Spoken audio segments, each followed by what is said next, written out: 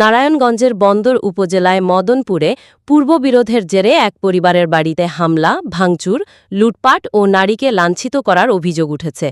এ ঘটনায় বন্দর থানায় লিখিত অভিযোগ দায়ের করেছেন ভুক্তভোগী মাসুদ রানা লিটন। আমার শাশি ঘরে ঢুকে ওই ঘরের ভিতরে খুঁজছে, তো এরা না পাইছে, না পাইয়া হারাই গেলে ভাঙচুর করছে, কবাকবি করছে, যন্ত্রপাতি পাইছে, পরে বসে তোর বাপের পাইলো, তোর বাপের রাস্তা পাবো।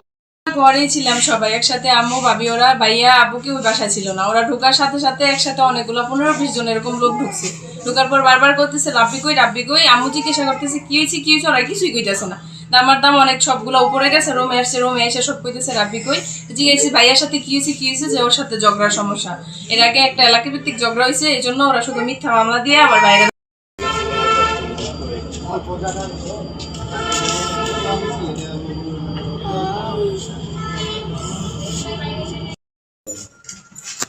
আচ্ছা,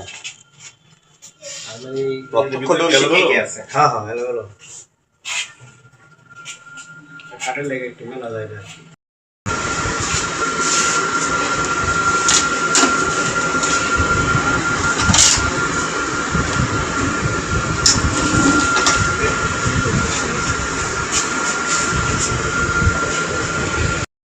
মাত্র 2 দিন আগে আছে টাকা পয়সা দিয়ে। আগে কি যোগাযোগ ছিল?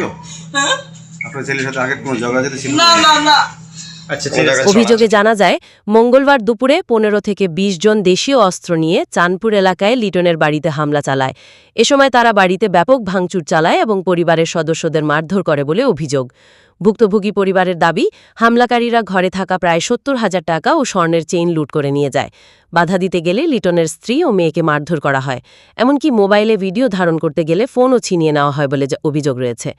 এ বিষয়ে বন্দর থানার ওসি আব্দুর রহিম জানান, অভিযোগটি তদন্ত করে জড়িতদের বিরুদ্ধে আইনগত ব্যবস্থা নেওয়া হবে।